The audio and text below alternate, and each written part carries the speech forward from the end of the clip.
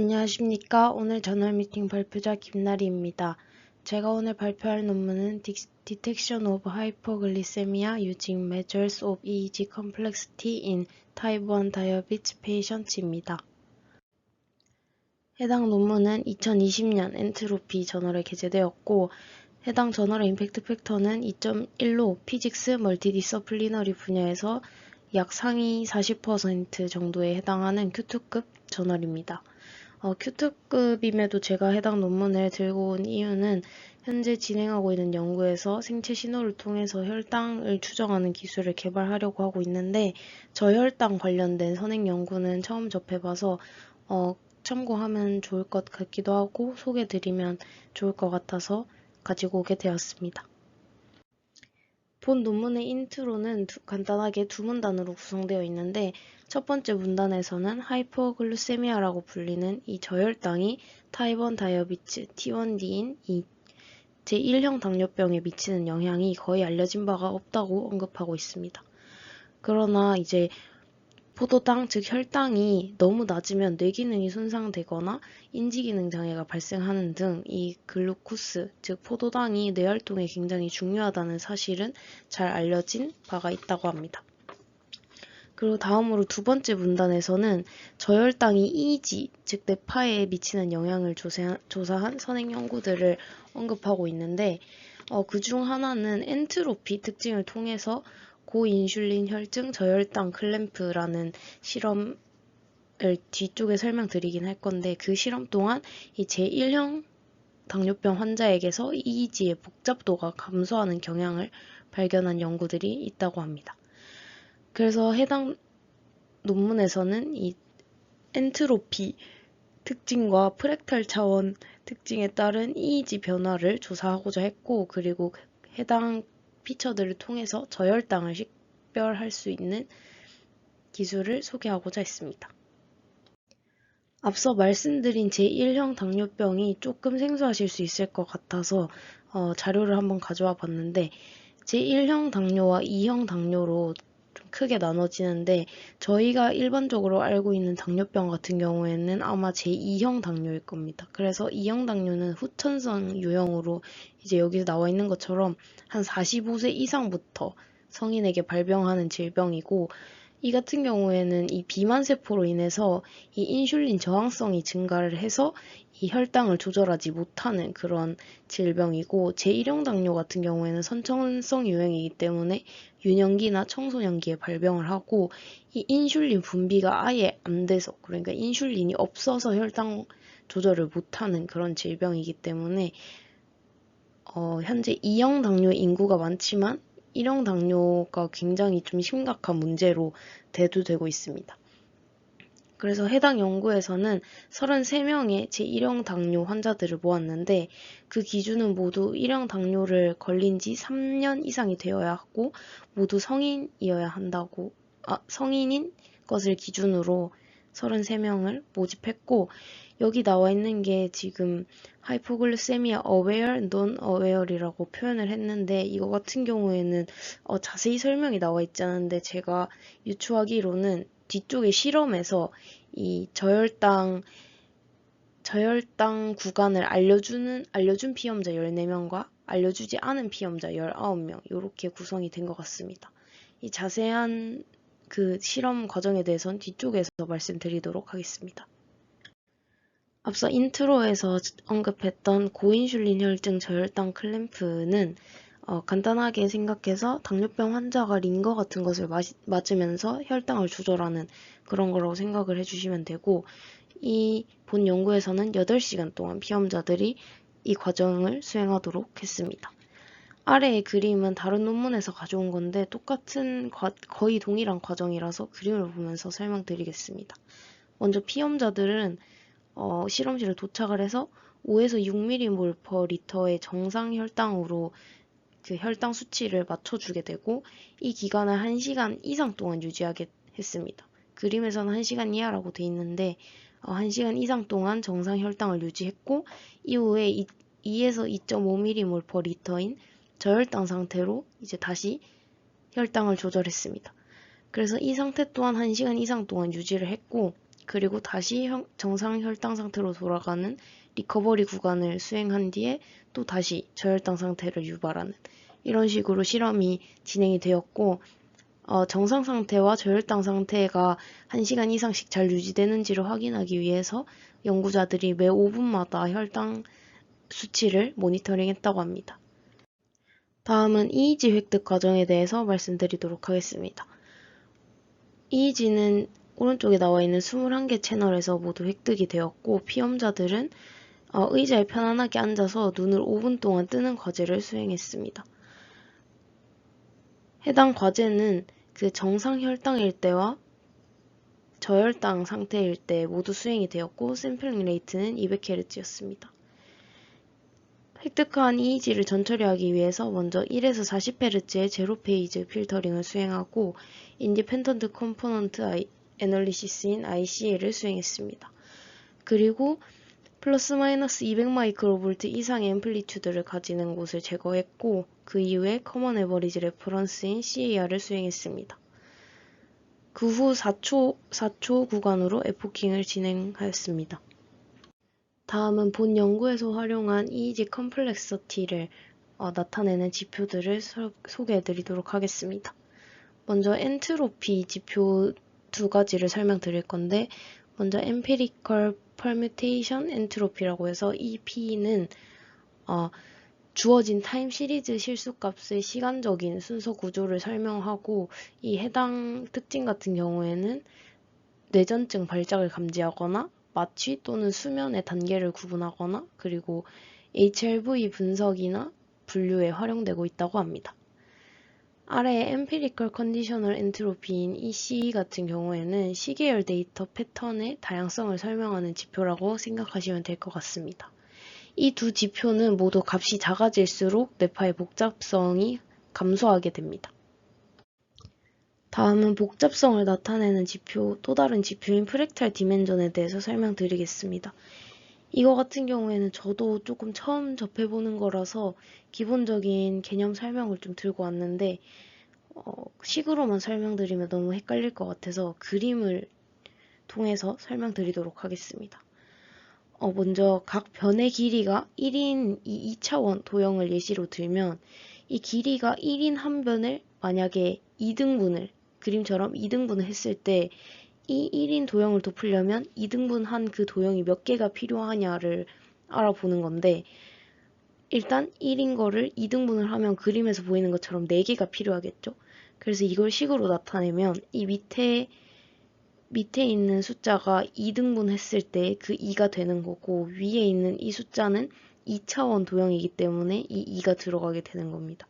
그래서 이 길이가 1인 정사각형의 한 변을 2등분 했을 때 몇 개의 도형이 필요하냐 하면 4개가 필요한 거고, 이 길이가 똑같이 1인 것을 3등분을 했을 때 이 2차원 도형을 몇 개를 가지고 왔을 때 덮을 수 있냐 그러면 3의 제곱이 돼서 9개가 되는 거고, 그리고 이걸 3차원으로 또 옮겨보면 3차원의 이 한 변의 길이가 1인 거를 2등분을 하면 2의 세제곱이 돼서 8개가 필요하게 되고, 이 3차원의 길이가 1인 도형을 3등분을 하게 되면 3등분의 이 3차원이기 때문에 3의 세제곱이 돼서 27개가 필요하다 이렇게 되는 거고, 이걸 식으로 나타내면 이 m이 몇 등분을 했냐가 되고 d가 차원에 해당을 하는 거고, 이 n이 이제 몇 개의 도형이 필요하냐 이렇게 나타내는 거고, 저희가 보는 건 프랙탈 디멘전이니까 이 디멘전 값을 알아야 되기 때문에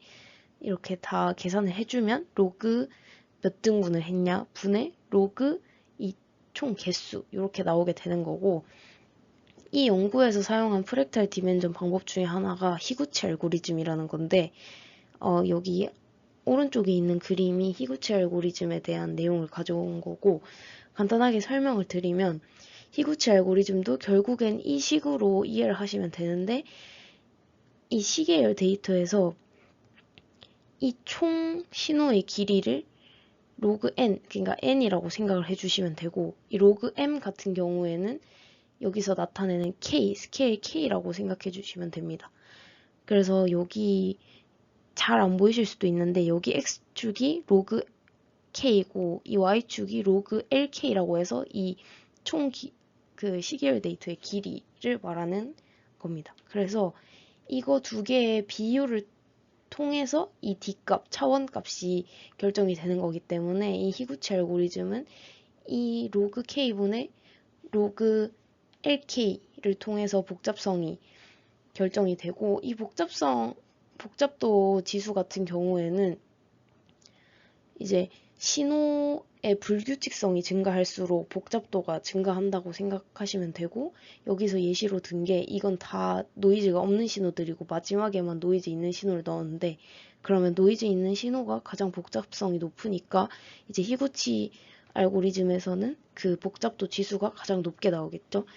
그래서 여기 밑에 나와 있는 그래프를 보시면 파란색이 이 두 개의 비율, 그러니까 복잡도 지수를 나타내는 건데, 보시면 이렇게 노이즈가 들어갔을 때의 기울기가 가장 큰 것을 확인할 수 있습니다. 그래서 결국 이 프랙탈 디멘전에서 히구치 알고리즘은 신호의 복잡도가 클수록 히구치 값이 그 복잡도 지수가 더 커진다라고 이해해 주시면 될 것 같습니다. 다음은 앞서 말씀드렸던 히구치 알고리즘 말고 프랙탈 디멘전 방법인 두 가지를 설명드릴 건데, 먼저 레지듀얼 같은 경우에는 로그 LK 대 로그 K의 곡선의 편차를 평가하는 것이고, 그리고 톨튜오서티 이것 같은 경우에는 이 곡선의 변화율을 측정하는 것으로 생각하시면 됩니다. 그래서 이 두 가지 특징은 신호의 규칙성, 그러니까 신호가 안 복잡할수록 값이 커지고, 쉽게 말하면 이 두 개는 만약에 EEG 복잡도가 올라가면 이 값이 작아진다고 생각하시면 될 것 같습니다. 그래서 히구치랑은 반대되는 것으로 생각하시면 됩니다. 앞서 말씀드렸던 EEG 컴플렉서티 지표를 바탕으로 이 저혈당을 분류하기 위한 뉴럴 네트워크를 간단하게 구축했다고 했고, 이 뉴럴 네트워크의 인풋으로는 앞서 말씀드렸던 EEG 컴플렉서티의 이 지표들 네 가지를 활용을 했는데, 여기서 궁금했던 게 프랙탈 디멘전 같은 경우에는 세 개를 다 활용을 했는데 엔트로피는 EC를 활용하지 않은 것을 확인할 수 있었는데, 구체적인 이유를 명시하지는 않고 있어서 일단 이렇게 네 가지의 컴플렉서티가 이제 인풋으로 활용을 됐다고 생각해 주시면 될 것 같고, 데이터의 75%는 트레이닝, 25%는 테스트로 활용이 되었다고 하고, 이것은 각 1000번씩 반복되었다고 합니다. 다음은 결과입니다. 먼저 이 엔트로피 피처에 대해서 이 저혈당 상태랑 정상 혈당 상태일 때를 비교해 본 것인데, 이 왼쪽은 대표 피험자의 경우이고 오른쪽은 이제 전체 피험자의 경우입니다. 그래서 대표 피험자는 그냥 제일 차이가 많이 나는 그 피험자를 가져온 것으로 보여서 그 전체 피험자 결과 위주로 한번 보면, 위쪽은 CE, 컨디셔널 엔트로피고 밑에 쪽은 퍼뮤테이션 엔트로피입니다. 그래서 확인을 해보면 CE와 PE 모두 대부분 정상, 이 초록색이 정상이고 파란색이 저혈당인데, 정상일 때가 엔트로피 값이 더 높은 것을 확인할 수 있고, 여기 토포맵에서도 마찬가지로 정상일 때 높았고, 그리고 저혈당일 때 전체적으로 뇌파가 다 감소한 것을 확인할 수 있습니다. 뇌파가 아니라 그 엔트로피 값이 감소를 한 것을 확인할 수 있습니다. 다음은 프랙탈 디멘전에 관한 결과입니다. 가장 위쪽이 히구치고 두 번째가 톨튜오서티, 세 번째가 레지듀얼입니다. 똑같이 왼쪽은 대표 피험자고 오른쪽은 전체 피험자입니다. 여기서는 대표 피험자 결과를 한번 먼저 살펴보면, 히구치의 경우에는 이 초록색 정상일 때가 그 값이 더 높은데, 앞서 말씀드렸을 때 히구치의 경우에는 이 신호의 복잡성, 노이즈가 많이 끼거나 신호가 더 복잡할수록 히구치의 이 값이 더 커진다고 설명을 드렸는데, 그래서 여기 결과를 바탕으로 보시면 정상인이 신호의 복잡성이 더 크다고 해석을 할 수 있을 것 같고, 그리고 밑에 있는 톨튜오서티랑 레지듀얼 같은 경우에는 모두 이 저혈당의 경우가 값이 더 높은 것을 확인할 수 있는데, 마찬가지로 앞에서 말씀드렸듯이 이 두 가지 지표는 희구치랑 다르게 값이 작을수록 신호의 복잡성이 더 크다고 했으니까, 여기도 마찬가지로 정상인이 더 작아서 정상인의 신호 복잡성이 더 크다, 이렇게 해석을 할 수 있을 것 같습니다. 그리고 오른쪽에 전체 피험자 결과에서는 이러한 경향을 많이 확인할 수는 없는데, 희구치의 경우에는 확실히 이 정상일 때가 저혈당일 때보다 희구치 값들이 더 높아서 앞선 이 대표 피험자 결과랑 일치하는 경향을 보이긴 하는데, 이 톨튜오서티나 레지듀얼 같은 경우에는 여기 대표 피험자처럼 이 저혈당일 때가 더 강해야 되는데, 특히 이 레지듀얼 같은 경우에는 그런 경향을 전체 피험자에선 찾아보기가 조금 힘든 것 같긴 합니다. 그래서 앞선 그 엔트로피와 프랙탈 디멘전 피처들을 뉴럴 네트워크의 인풋으로 활용을 했을 때, 먼저 이 엔트로피 값만 넣었을 때는 정확도가 56% 정도로 낮은 것을 확인할 수 있고, 그 다음이 톨튜오서티, 레지듀얼이 한 60% 후반 정도, 그리고 희구치를 사용했을 때 71% 정도를 보였고, 이 세 가지의 프랙탈 디멘전 지표들을 모두 함께 사용했을 때는 86% 정도의 정확도를 보였고, 그리고 이 전체, 이 엔트로피까지 모두 합쳤을 때는 87% 정도의 정확도를 확인을 할 수 있습니다. 그래서 이 모든 지표를 활용했을 때 저혈당과 정상 상태의 분류 정확도가 가장 높은 것을 확인할 수 있습니다.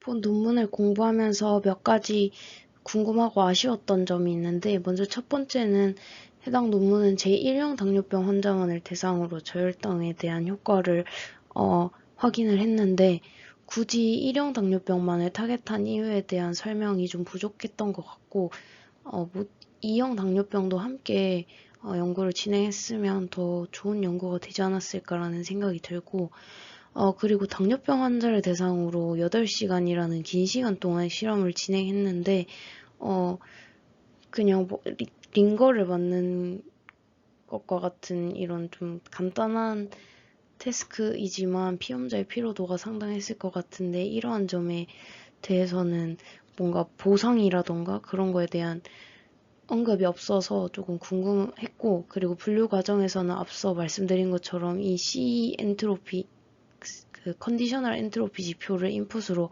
활용하지 않은 이유에 대해서 설명을 하고 있지 않아서 좀 아쉬웠고, 그리고 뉴럴 네트워크의 구조가 좀 쉘로우했던 것 같은데, 이 구조를 더 딥하게 만들었거나 보완을 했으면 충분히 90% 이상의 분류 성능을 도출했을 것 같은데, 간단한 네트워크만을 활용해서 조금 결과가 아쉬웠던 것 같습니다.